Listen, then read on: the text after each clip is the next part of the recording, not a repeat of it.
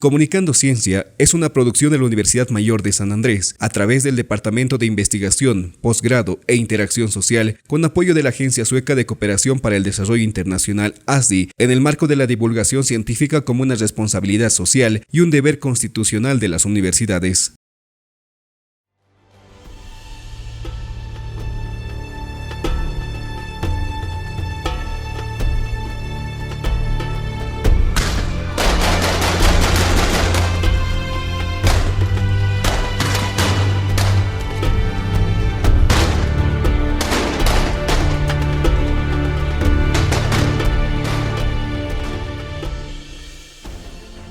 Próximos al bicentenario de la independencia de Bolivia, el programa Comunicando Ciencia presenta la visión y el análisis de investigadores de distintas áreas sobre este hecho histórico, en la perspectiva de proporcionar un conjunto de elementos respecto a la complejidad de los procesos económicos, sociales, políticos y el rol de distintos actores del entonces territorio alto peruano.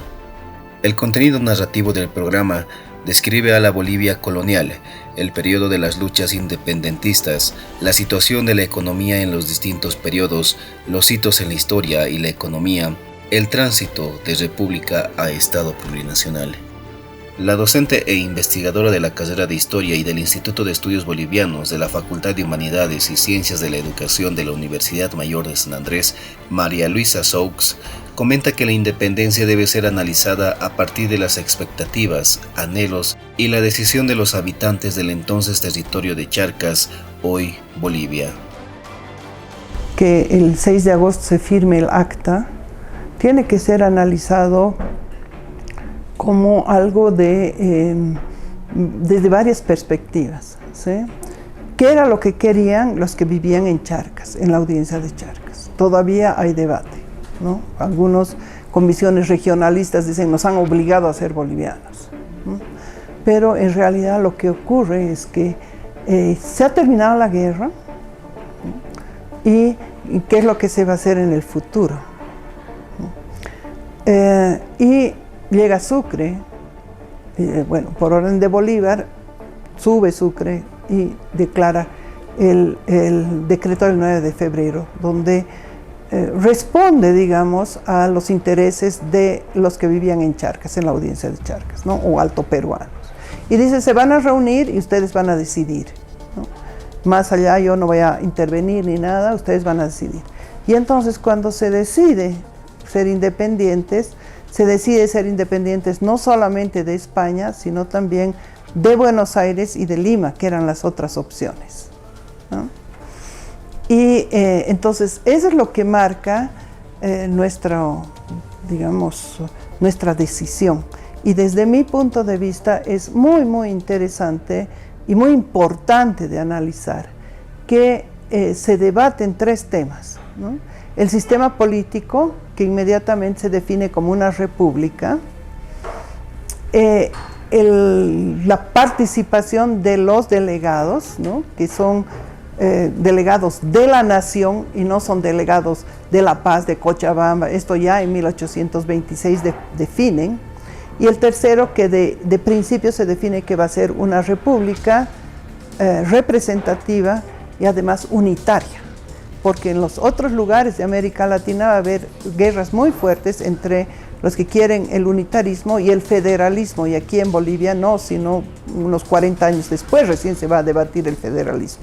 Entonces Bolivia nace bastante estructurada, ¿no? Con, digamos, la presencia de Sucre, pero también con la decisión de todos y de los ejércitos además, porque los ejércitos de todos los bandos que había, porque había 5 grupos de hombres en armas, todos se ponen bajo las órdenes de Sucre y reconocen a Sucre. Entonces es por eso que nos libramos de grandes guerras civiles al inicio de nuestra historia republicana. Napoleón Pacheco, profesor de la carrera de Economía de la Universidad Mayor de San Andrés, autor de varios artículos y libros, así como proyectos sobre el bicentenario de la independencia, describe la situación de la economía boliviana antes de la independencia. La economía boliviana, o lo que iba a ser la economía boliviana, atravesó tuvo varios problemas. Me explico.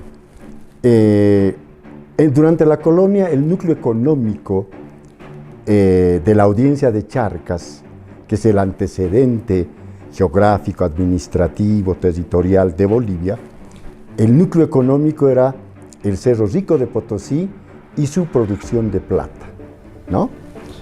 Pero el auge de la producción de plata había acabado alrededor de 1660 aproximadamente, tal vez un poco antes, y a partir de esos años la producción de plata empezó a decrecer, lo que es típico en la explotación de recursos naturales no renovables. Los yacimientos se agotan. Y excepto una leve recuperación a partir de 1770-80 hasta inicios de 1800, ¿no? Luego otra vez la producción de plata empezó a declinar.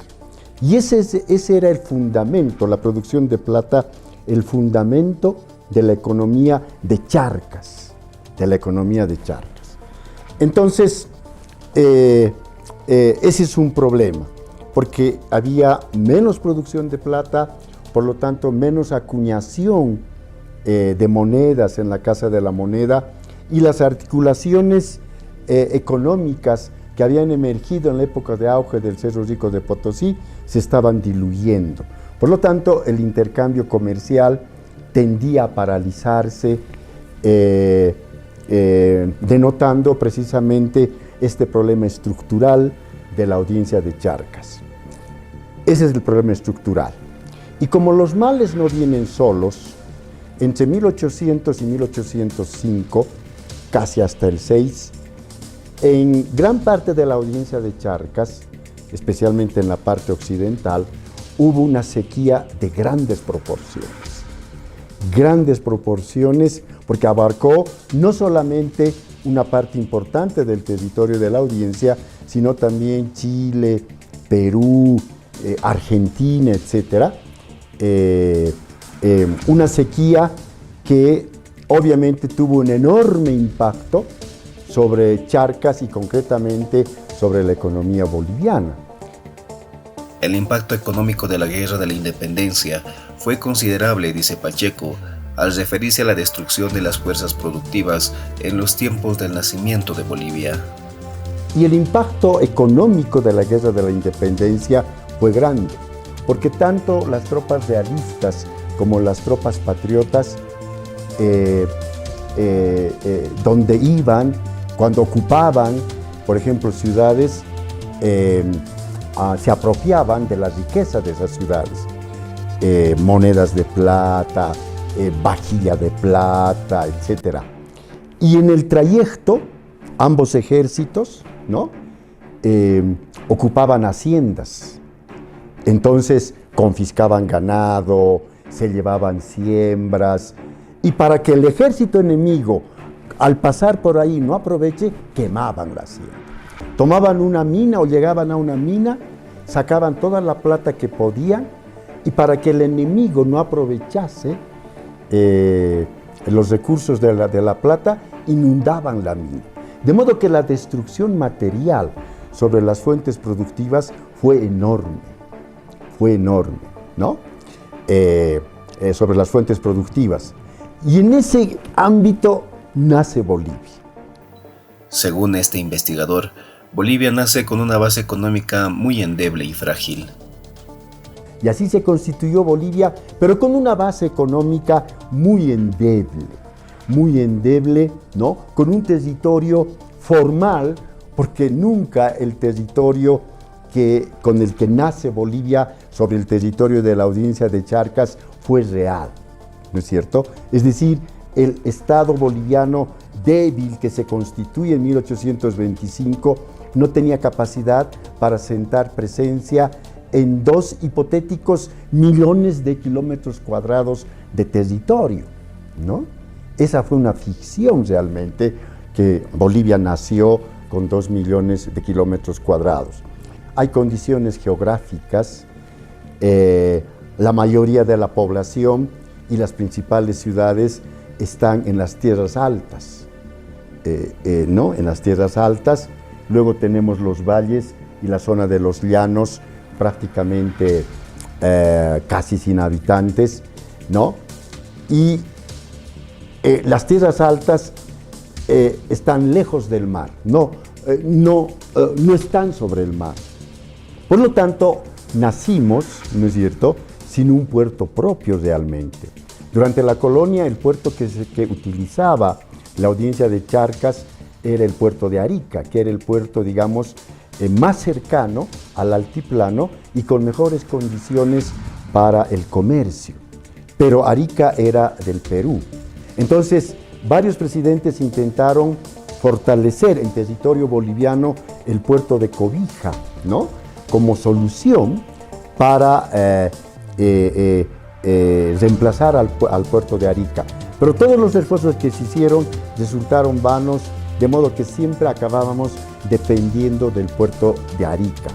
Ahora, esto es importante tomar nota, porque si la mayoría de la población vive en tierras altas y las principales ciudades están en tierras altas, entre el altiplano y los valles, el comercio de Bolivia fue muy difícil. El comercio de exportación, por ejemplo, ¿no? Imagínense un cargamento de plata que había que exportar, ¿no?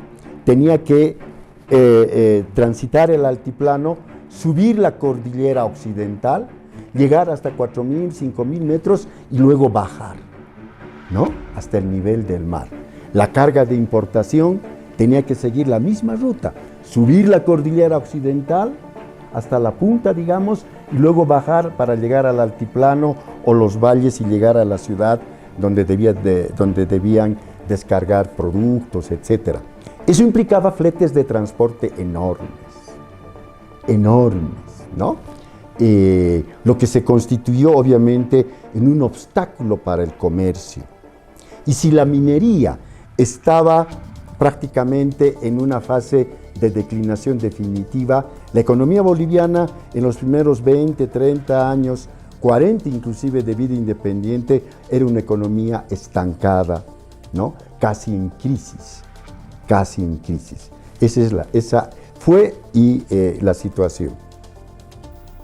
María Luisa Saux, con maestría en la Universidad de La Rábida, España, y doctorado en la Universidad Nacional de San Marcos de Perú, comenta que la independencia de Bolivia surge después de un largo proceso de crisis del sistema colonial, caracterizado por sublevaciones e insurrecciones indígenas. La esclavitud no tiene historia y nuestra historia empieza cuando nos independizamos, pero eso ya ha sido superado. Y al otro extremo está la posición que se tiene hoy día, que dice que en realidad hasta el 2006 hemos seguido viviendo en un sistema colonial, ¿no?, lo neocolonial, etcétera, y que lo que toca es descolonizarnos. ¿Qué nos muestran los documentos desde una historia más objetiva, si se quiere? Porque nunca vamos a terminar de ser objetivos, siempre vamos a estar cruzados por elementos subjetivos. Es que se da un largo proceso de crisis del sistema colonial a partir de inicios del siglo XVIII, más o menos, cuando cambia la dinastía en España, y eso va a dar lugar a primero un proceso de sublevaciones o la insurrección indígena de 1780 al 82, y posteriormente, ya desde 1809 hasta 1825, en un largo proceso que va a contemplar una guerra, pero al mismo tiempo cambios políticos internos, cambios políticos a nivel global, que van a llevar a que Bolivia se constituya en una república unitaria y en una república de carácter moderno. Entonces, si bien se van a mantener elementos de la época colonial en el siglo XIX, inclusive en parte del siglo XX, como formas de dominación, como formas de explotación que van a subsistir, o una ciudadanía restringida, ¿no? Sí va a haber cambios porque, en primer lugar, las decisiones se las va a tomar de forma interna, ya no tomando en cuenta que hubiera un rey fuera del país, ¿no? Entonces, depende desde qué perspectiva se ve, ¿no? Se analiza, puede haber cambios, pero también permanencias. Ana María Lema, historiadora formada en Francia en los niveles de pregrado, maestría y doctorado, y profesora en la carrera de Historia de la UMSA, coincide al afirmar que Bolivia nace porque se agota el modelo colonial debido a los problemas entre las monarquías de Francia y España, sobre todo con la designación de José Bonaparte como rey de España, que era hermano del emperador francés Napoleón Bonaparte, después de echar del poder a Fernando VII, lo que origina conflictos que derivan en sublevaciones. Bolivia nace no porque era de moda crear nuevas naciones independientes, sino que lo que podríamos llamar como el modelo colonial se agota, ¿no? Después de casi 3 siglos, después de la llegada de los españoles a nuestro territorio, sea por el Pacífico, sea por el Atlántico, que es un tema que no se conoce tanto, la entrada española por el Río de la Plata, hasta fines del siglo XVIII, pues no, ya hay una crisis del sistema, ya la población indígena, por ejemplo, ya se rehúsa a ir a la mitad de Potosí, se le hace cuesta arriba pagar el tributo sobre sus tierras. Los únicos que han pagado impuestos durante el periodo colonial han sido los indígenas, los únicos, nadie más. Los comerciantes, sí, pero es a fines del siglo XVIII, con diversos impuestos sobre productos específicos, ¿no? Y lo que pasa es que finalmente las colonias americanas de España son la caja de resonancia de la crisis que existe en Europa. La investigadora Soukes narra el periodo de luchas independentistas, durante el cual la idea común fue la independencia absoluta. Al principio no se estaba pensando en una independencia, sino en mayor autonomía. No se iba contra el rey, sino se iba contra el mal gobierno, ¿no? Ese dicho, vive el rey, muere el mal gobierno, era real. Poco a poco, conforme sucedieron varios hechos también en España, también en la metrópoli, poco a poco se fue decantando en toda América Latina la idea de la independencia absoluta, es decir, formar repúblicas. En algunos casos se debatió mucho la posibilidad de poner una nueva monarquía, inclusive el proyecto de una monarquía incaica, que no resultó.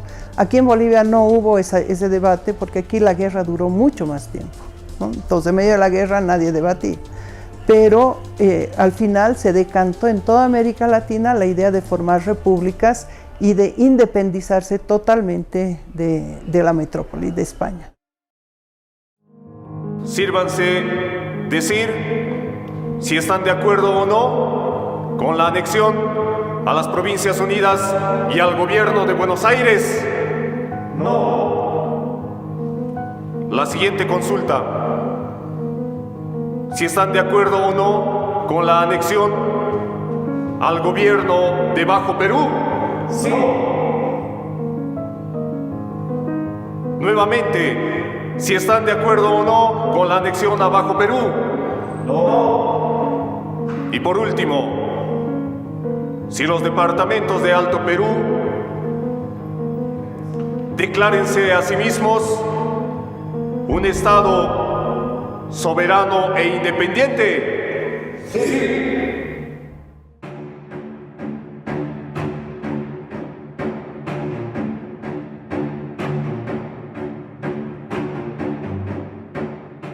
En este contexto se suceden dualidades, menciona Ana María Lema.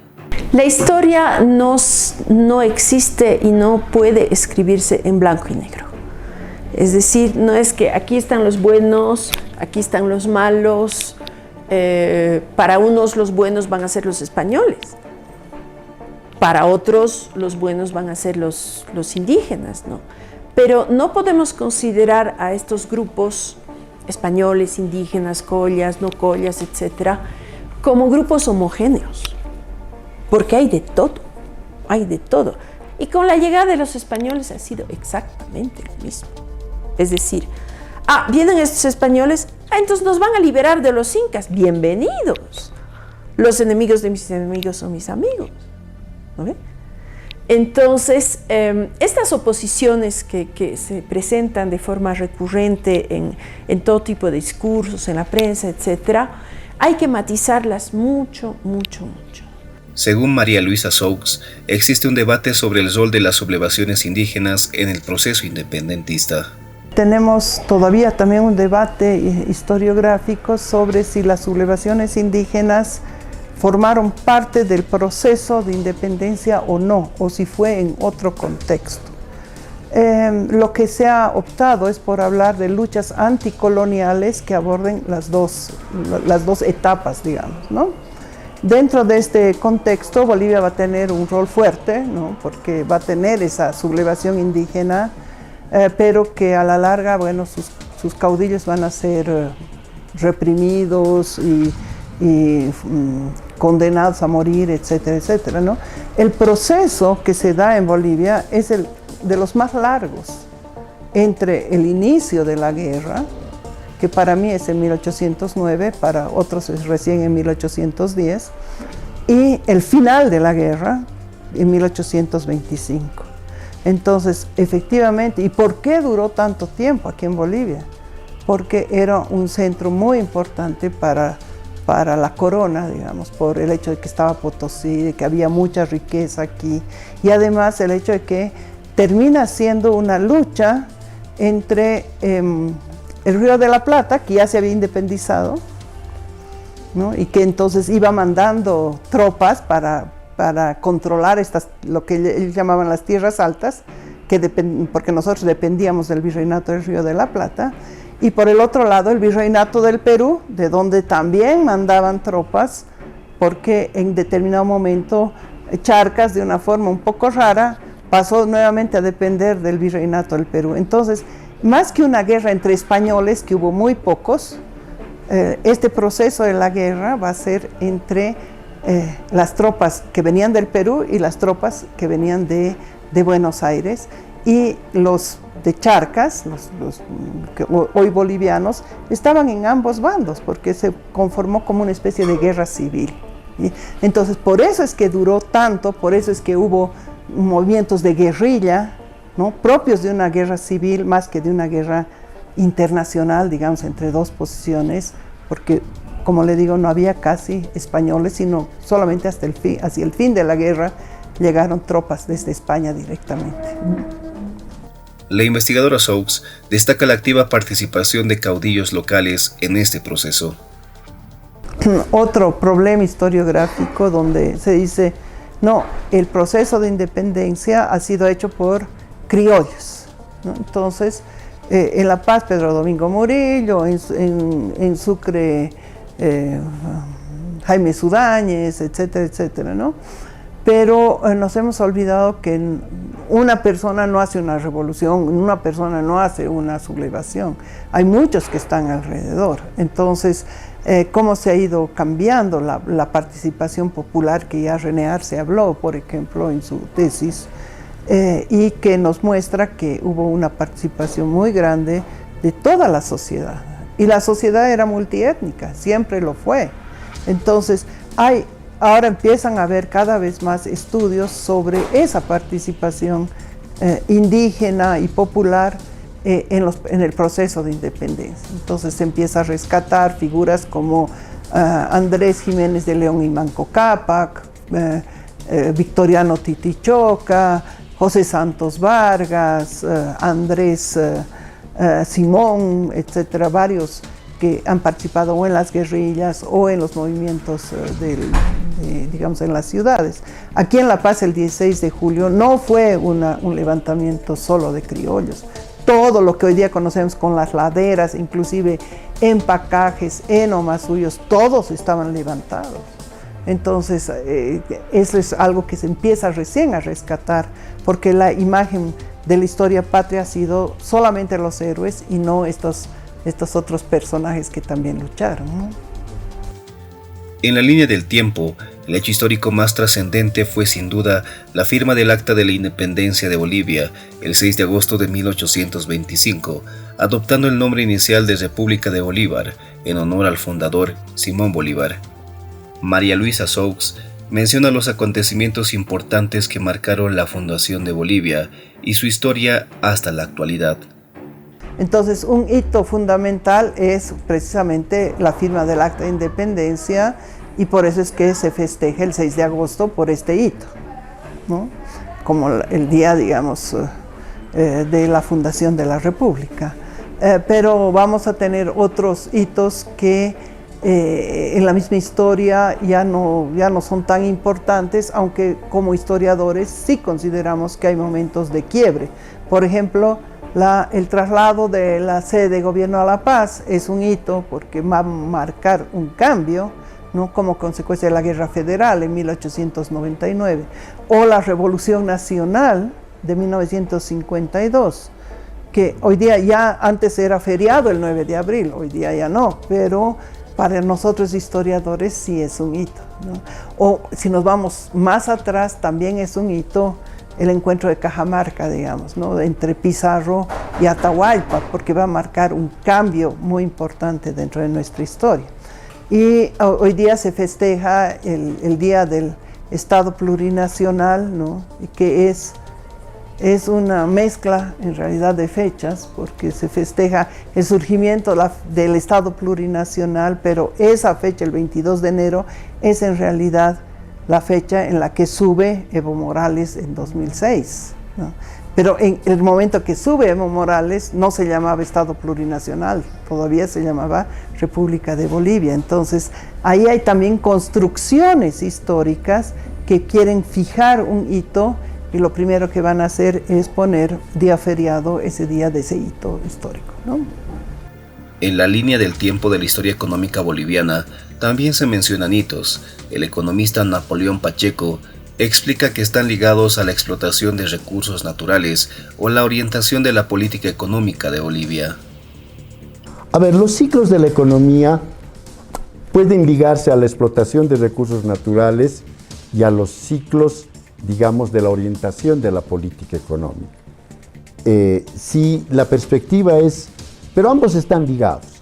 Si la perspectiva es ligar los ciclos a la producción y explotación de recursos naturales, vamos a tener un ciclo de la plata fuerte, principalmente a partir de 1850, 60, es decir, en la segunda mitad del siglo XIX, ¿no?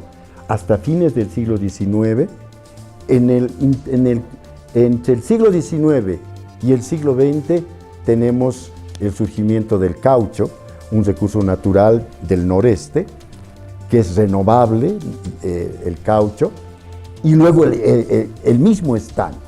Y desde comienzos del siglo XX hasta 1980-85, el ciclo es del estaño.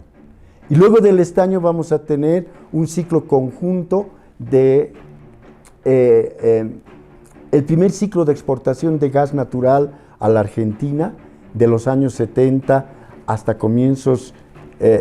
hasta los años 80, y luego vamos a tener un segundo ciclo de exportación de gas natural al Brasil.